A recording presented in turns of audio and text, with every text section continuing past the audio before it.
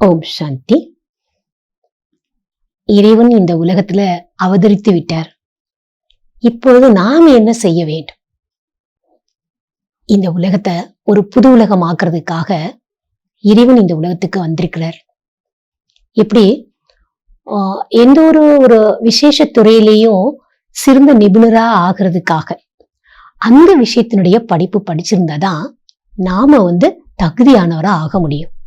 அதே போலதான் இறைவனால் படைக்கப்படுகின்ற அந்த சத்தியத்துக்கு போவதற்கு நாம் தகுதியுடையவரா ஆகிறதுக்காக அவரே டீச்சர் ஆகி நமக்கு படிப்பு சொல்லி கொடுக்கறதுக்காக வந்திருக்கிறார்.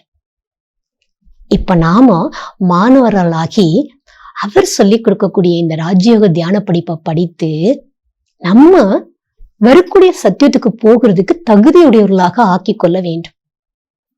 தகுதி என்ன கொண்டு வர வேண்டும்? இறைவன் சொல்கின்றார், என் இனிய குழந்தைகளே, உங்களுடைய மனதை என்னிடம் ஈடுபடுத்துங்கள். ஏன்? அப்பதான் நம்ம ஆத்மால இருக்கக்கூடிய பாவங்கள் பஸ்மமாகும் என்று அவர் சொல்றார். இதற்காக பகவான் சொல்றாரு, உங்களுடைய 3வது கண்ணை திறந்து வைங்க. இந்த கண்ணை இறைவன் விழித்திருக்க சொல்லவில்லை. 3வது கண் ஆத்மா என்ற அந்த 3வது கண்ணை திறந்து அவருடைய நினைவு நாம இருக்க வேண்டும். அப்பதான் நம்ம ஆத்மால இருக்கக்கூடிய பாவங்கள் அழியும். அடுத்து வரக்கூடிய உலகத்திற்கு செல்வதற்கு நம்ம ஆத்மால தெய்வீக குணங்கள் வேண்டும். தெய்வீக குணங்களின் கடலான பரமாத்மா தந்தையை நினைக்கும் போது நம்ம ஆத்மால அந்த தெய்வீக குணங்கள் நிறையும். தெய்வீக சக்தி அவற்றிருந்து நம்ம ஆத்மாவுக்குள்ள நெருகின்றது.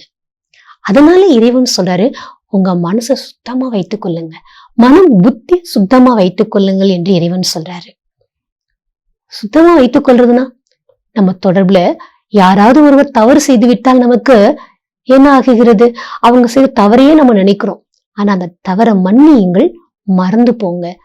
அதை நினைச்சு நம்ம மனச குப்பையா வச்சுக்க கூடாது, அசுத்தமாக்க கூடாது என்று இறைவன் சொல்றார்.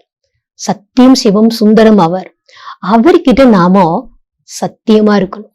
நம்ம எந்த ஒரு தவறு செய்தாலும் அதை நாம மனசார மனம் திறந்து அவர்கிட்ட சத்தியமா பேசும்போது சத்தியமான உள்ளத்துல அவர் சந்தோஷமா இருப்பார். அவருடைய நினைவு நமக்கு சந்தோஷமா இருக்கும். நம்ம யார்ட்டையும் கோவப்படவும் கூடாது.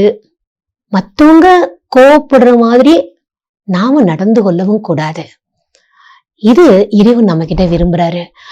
அதாவது உறவுகளுக்கு இடையில இனிமையான விவகாரம் இருக்க வேண்டும் என்று பகவான் விரும்புறாரு. இன்னொன்னு, நாம பக்தியில என்ன செய்வோம் அப்படின்னா, லிங்கத்தின் மேல ஊமுத்தம்பூ, அதாவது விஷம் நிறைந்த பூக்களை அவருக்கு அர்ப்பணம் செய்தோம். அவர் நம்மகிட்ட என்ன எதிர்பார்க்கிறாரு அப்படின்னா, உங்களுக்குள்ள இருக்கக்கூடிய விஷம் நிறைந்த விக்கார குணங்கள் என்றால் காமம், கோபம், பற்று, பேராசை, அகங்காரம், இந்த விக்கார குணங்களை தூக்கி எறிஞ்சிட்டு என்கிட்ட இருக்கக்கூடிய நல்ல குணங்கள் என்ற அமிர்தத்தை நீங்க கிரகிங்க. அப்போ நீங்க விரும்பக்கூடிய ஒரு பொன் உலகம் இந்த பூமியில வரும் என்று இறைவன் சொல்றார். வாங்க, அவர் சொர்க்கத்தை ஸ்தாபனம் செய்யறதுக்காக வந்திருக்கார். அவருடைய காரியத்துல நாமும் ஒரு உதவியாளர் ஆகும்போது நமக்கு பிடித்தமான அந்த தூய்மையான உலகம் இந்த பூமியில சீக்கிரத்துல வரும். ஓம் சாந்தி.